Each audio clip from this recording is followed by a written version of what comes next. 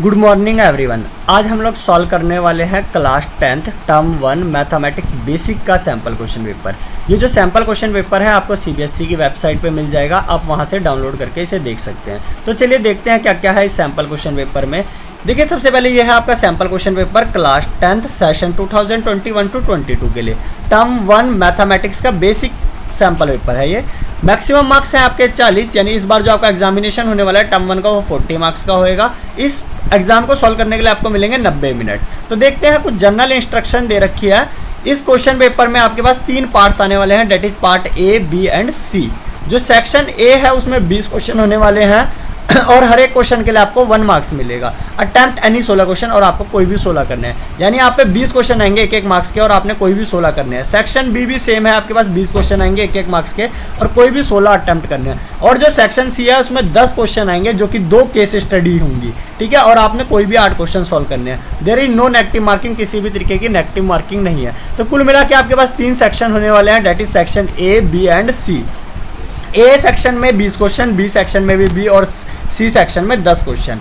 ए में आपने 16 अटेम्प्ट करने हैं, बी में आपने 16 अटेम्प्ट करने हैं और सी सेक्शन में आपने अटेम्प्ट करने हैं 8 क्वेश्चन। तो चलते हैं सेक्शन ए की तरफ। सेक्शन ए में 20 क्वेश्चन है और हमें कोई भी 16 अटेम्प्ट करने हैं। तो आज की इस पहली वीडियो में आज हम 10 क्वेश्चन अटेम्प्ट करेंगे और देखेंगे कि किस प्रकार के क्वेश्चन एग्जाम में पूछे जाते हैं।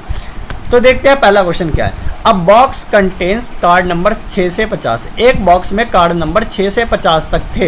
एक card is drawn at random. एक कार्ड निकाला गया है और हमारे से पूछा गया है कि प्रोबेबिलिटी निकालिए कि जो कार्ड हमने निकाला वो एक परफेक्ट स्क्वायर होना चाहिए। तो देखिए सबसे पहले बॉक्स के अंदर देखते हैं हम, बॉक्स के अंदर कार्ड नंबर 6 से लेके कार्ड नंबर 50 तक पड़े हुए हैं। तो अगर हम देखें कि बॉक्स के अंदर टोटल कितने कार्ड पड़े हुए हैं, तो बॉक्स के अंदर अगर देखो, अगर ये नंबर 6 से 50 तक ना होके 1 से 50 तक होता तो टोटल कार्ड कितने हो जाते? टोटल कार्ड हो जाते 50। टोटल कार्ड कितने हो जाते? 50। लेकिन 1 2 3 4 5 तो है नहीं, तो 5 कार्ड माइनस हो गए। तो टोटल कितने कार्ड पड़े हुए हैं? बॉक्स के अंदर 45 कार्ड पड़े हुए हैं। तो जो अपोन में आते हैं वो टोटल नंबर ऑफ कार्ड्स आते हैं। टोटल नंबर ऑफ कार्ड्स कितने हैं? 45। और हमें प्रोबेबिलिटी किसकी निकालनी है? हमें प्रोबेबिलिटी निकालनी है कि जो ड्रॉन कार्ड है वो क्या होना चाहिए? एक परफेक्ट स्क्वायर होना चाहिए। तो परफेक्ट स्क्वायर कौन कौन से होते हैं? देखो, 1 का स्क्वायर 1, 2 का स्क्वायर 4, 3 का स्क्वायर 9, 4 का 16, 5 का 25, 6 का 36, 7 का 49, 8 का 64। लेकिन हमारे पास जो कार्ड है वो 6 से 50 के बीच में होने चाहिए। 6 से 50 के बीच में 1 आएगा नहीं, 4 आएगा नहीं, तो 9, 16, 25, 36 और 49, 49, 64 भी नहीं आएगा। तो हमारे पास कितने कार्ड आ रहे हैं? 6 से 50 के बीच में 5 कार्ड आ रहे हैं, 5 कार्ड आउट ऑफ 45। तो प्रोबेबिलिटी निकल जाएगी 5 1 जा 5, 5 9 जा 45। तो इसका आंसर आ जाएगा 1/9। तो इसका आंसर आपका क्या आ जाएगा? 1/9। देखिए एक बार दोबारा बताता हूँ मैं आपको कि जो आपके पास परफेक्ट स्क्वायर थे वो कितने आए थे? 5 आए थे। 5 परफेक्ट स्क्वायर आए थे, कितने में से? 45 में से। तो आपका आंसर आ जाएगा 1/9। 5 परफेक्ट स्क्वायर कौन कौन से आए थे? 6 से 50 के बीच में परफेक्ट स्क्वायर कौन कौन से होते हैं? 9, 16, 25, 36 and 49 and total card was 45। ठीक है, तो होपफुली आपको ये क्वेश्चन क्लियर होगा। सेकंड क्वेश्चन पे चलते हैं। In a circle diameter is equal to 42 centimetre. एक सर्कल का जो डायमीटर है वो 42 दे रखा है और एंगल कितना बन रहा है? 60 डिग्री बन रहा है। एंगल बन रहा है 60 डिग्री एट द सेंटर। हमें पाई की वैल्यू दे रखी है, हमें लेंथ ऑफ आर्क निकालनी है। अच्छा, लेंथ ऑफ आर्क क्या होता है? लेंथ ऑफ आर्क निकालने का फॉर्मूला होता है θ/360 इंटू 2πr। θ/360 into 2πr। इसमें हम वैल्यू पुट करते हैं θ/360 2πr में। थीटा कितना दे रखा है हमें? थीटा दे रखा है 60/360 इंटू 2 इंटू पाई यानी 22/7। और हमें जो क्वेश्चन में आर दे रखा है, रेडियस दे रखी है, वो कितनी है? डायमीटर 42 है, तो रेडियस कितना आ जाएगा? रेडियस आ जाएगा आपके पास 21। इसे सॉल्व कर लेंगे, आंसर आ जाएगा 7 1 जा 7, 7 3 जा 21, 60 1 जा 60, 60 3 जा 360। देखो 3 2 जा 6 से 6 कट गया, बचा क्या आपके पास? सिर्फ 22 बचा। तो ये आपका आंसर आ जाएगा। इसका आंसर आ जाएगा आपको 22 सेंटीमीटर। क्लियर है? तो इसका आंसर आया है आपका पास 22 सेंटीमीटर। क्लियर है? नेक्स्ट क्वेश्चन की तरफ बढ़ते हैं। हमें दे क्या रखा है? हमें दे रखा है sine theta is equal to x. हमें दे रखा है sine theta is equal to x and next हमें दे रखा है secant theta is equal to y. Secant theta is equal to y और हमारे से टेंजेंट थीटा की वैल्यू पूछ रहा है। अच्छा, टेंजेंट थीटा होता क्या है? टेंजेंट थीटा की हमारे से वैल्यू पूछी है। अच्छा, टेंजेंट थीटा होता क्या? Tangent theta is equal to sine theta by tangent theta is equal to sine theta by cos theta. Tangent theta is equal to sine theta by cos theta.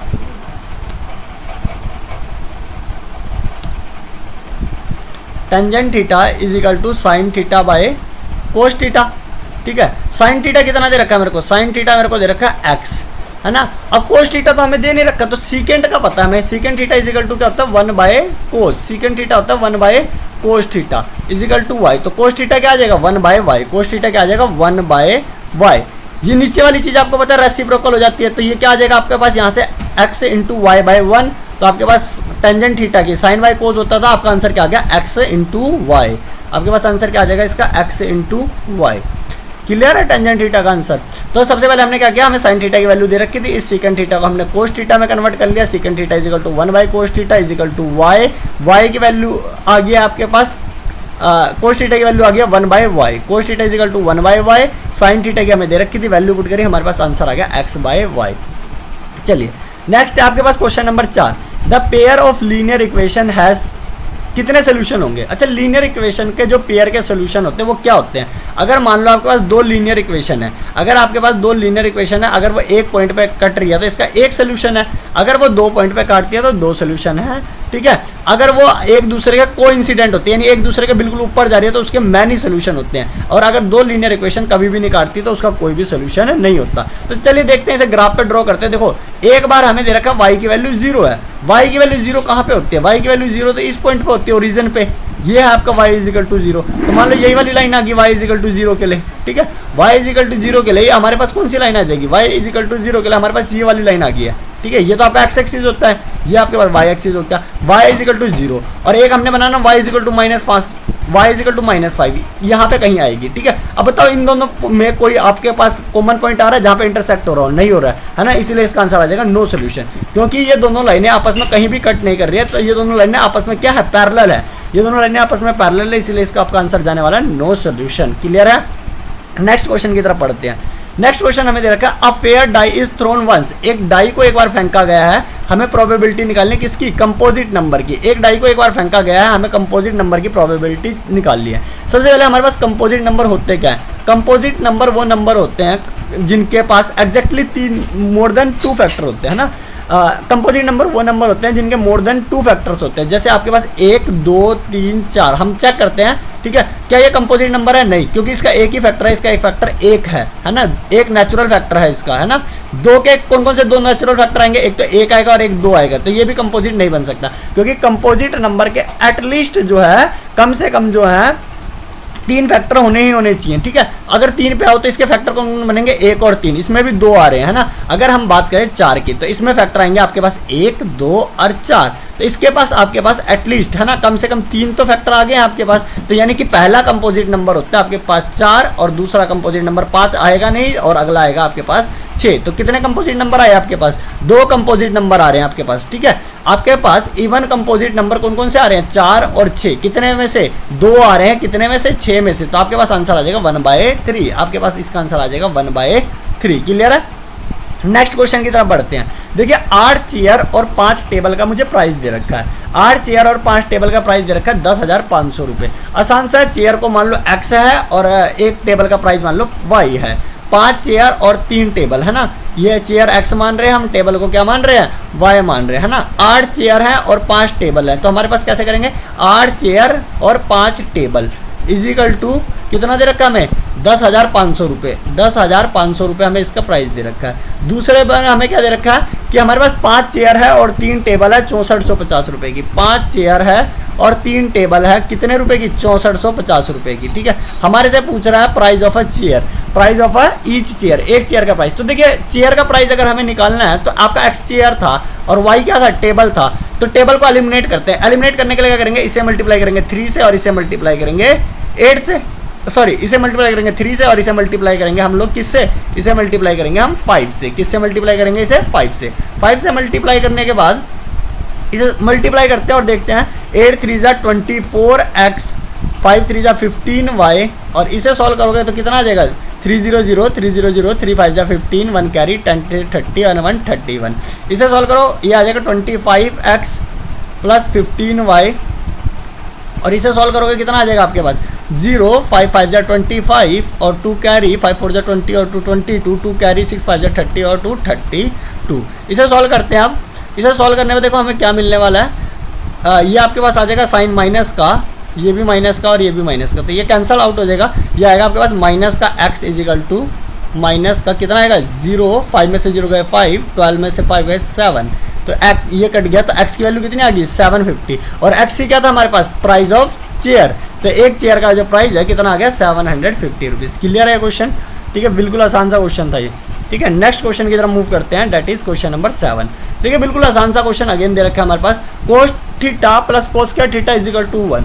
देखो अगर हमें दे रखा है cos theta plus cos square theta is equal to 1, तो cos theta की value कितनी आ जाएगी, कोस थीटा की वैल्यू आ जाएगी 1 minus cos square theta. Cos theta की वैल्यू कितनी आ जाएगी 1 माइनस कोस स्क्वायर थीटा, और 1 माइनस कोस स्क्वायर थीटा क्या होता है साइन स्क्वायर थीटा, यानी कोस थीटा की जगह क्या पुट करेंगे साइन स्क्वायर थीटा, या फिर हम कह सकते हैं साइन स्क्वायर थीटा की जगह क्या पुट कर देंगे कोस थीटा। तो साइन स्क्वायर थीटा की जगह क्या पुट करेंगे हम कोस थीटा, और साइन 4 थीटा, यानी अगर देखो हम दोनों तरफ स्क्वायरिंग कर दें तो साइन 4 थीटा की जगह क्या आ जाएगा, साइन 4 थीटा की जगह आ जाएगा cos square theta, sine 4 theta की जगह क्या आ जाएगा कोस स्क्वायर थीटा। तो अब हमें आंसर निकालना कोस theta plus cos square theta. अगर हम ध्यान से देखें यही तो हमें दे रखा था, कोस theta plus cos square theta का आंसर कितना आ जाएगा 1। तो क्लियर है आपके पास, बिल्कुल आसान से क्वेश्चन आपको दे रखे हैं बेसिक में।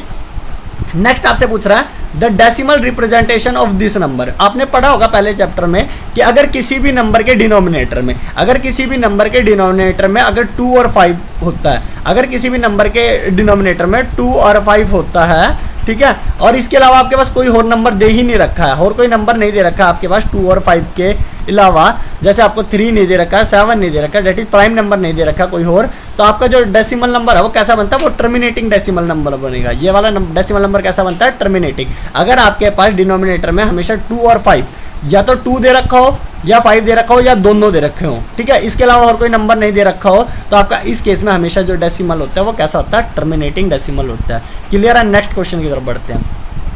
देखिए मेरे को एलसीएम निकालना है इस चीज़ का, ठीक है, एलसीएम निकालना देखो बहुत आसान है। एलसीएम में देखो होता क्या है, हम एक एग्जांपल से इसे समझते हैं, और तो जो इसका आंसर आने वाला है, इसका आंसर सी आने वाला है, वो देखते हैं हम कैसे आएगा। ठीक है, अगर आप इसे ध्यान से देखो तो मान लो अगर हमें 8 और 12 का हमें वो निकालना है, ठीक है, एलसीएम, तो 8 के फैक्टर क्या क्या बनेंगे, 8 के फैक्टर बनेंगे 2 इंटू 2 इंटू 2, और 12 के क्या बनेंगे, 12 के बनेंगे 2 इंटू 2 इंटू 3।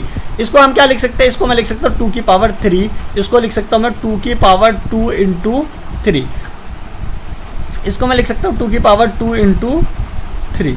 अब जरा ध्यान से देखो कि अगर हम ध्यान से देखें तो इन दोनों में जो कॉमन है उन्हें तो एक ही बार लिखते हैं, यानी ये जो 2 इंटू 2 है वो एक ही बार आने वाला है, और जो आपका अलग है उसे भी लिखते हैं, यानी 2 इंटू 3। तो अल्टीमेटली हमारे पास आया क्या, हमारे पास आया 2 की पावर 3 इंटू 3 की पावर 1, और 2 की पावर 3 क्या था, इनमें से बड़े वाला, तो जो सबसे बड़े वाला है 2 की सबसे बड़ी पावर कितनी है इन दोनों में, 2 की सबसे बड़ी पावर है 3, तो आंसर में 2 की पावर 3 आएगा। और 3 क्या था, जो आपके पास 3 की सबसे बड़ी पावर थी, तो 3 की सबसे बड़ी पावर क्या है, 3 की बड़ी पावर भी 3 है। तो इस तरीके से आप एलसीएम इजीली कैलकुलेट कर सकते हैं, तो इसका आंसर आ जाएगा 2 की पावर 3 इंटू 3 की पावर 3। नेक्स्ट क्वेश्चन की तरफ मूव करते हैं। मुझे एचसीएफ दे रखा है एक नंबर का 18 है, और उनका प्रोडक्ट कितना है 12,960। मेरे को एलसीएम निकालना है। आपने एक फॉर्मूला पढ़ रखा होगा, HCF into LCM is equal to product of number, है ना। तो देखिए अगर मैं इससे इस 18 से इसको काटूंगा तो हमारे पास एलसीएम की वैल्यू बढ़ जाएगी, क्योंकि एचसीएफ से अगर मैं प्रोडक्ट को काटने की कोशिश करूंगा तो आपके पास बचेगा क्या, एलसीएम बचेगा। तो इसे काट लो 18 के, है ना, 18 के टेबल पे काटना है, 18 के टेबल पे काट लो, नहीं तो आप ठीक है 18 और इधर है 12960, है ना, हम 6 पे काट लेते हैं, 6 3 जा 18, 6 2 जा 12, 6 1 जा 6, 6 6 जा 36, 0 का 0, 3 7 जा 21, 3 2 जा 6 और 0 का 0, तो आपके पास आंसर आ गया 720। अच्छा इसे ऐसे भी कर सकते हैं, देखो 18 को किससे मल्टीप्लाई करें कि 12960 आओ, है ना, 18 को किससे मल्टीप्लाई करें कि आपका 12960 आओ, है ना। तो अगर देखो 8 2 जा, अगर पीछे वाले से 0 तो आएगा ही आएगा, 18 2 जा 36 6 आ रहा है, और इससे मल्टीप्लाई करने पे नहीं आ रहा है, इससे मल्टीप्लाई करने पे तो बिल्कुल भी नहीं आएगा क्योंकि पीछे 2 0 आने चाहिए, इससे मल्टीप्लाई करने पे भी 2 0 आने चाहिए, तो आपके पास जो आंसर बचेगा वो सिर्फ सी आंसर है। इस तरीके से हमारे पहले 10 क्वेश्चन हो गए, अगली वीडियो में हम अगले 10 क्वेश्चन करेंगे। That's it for today.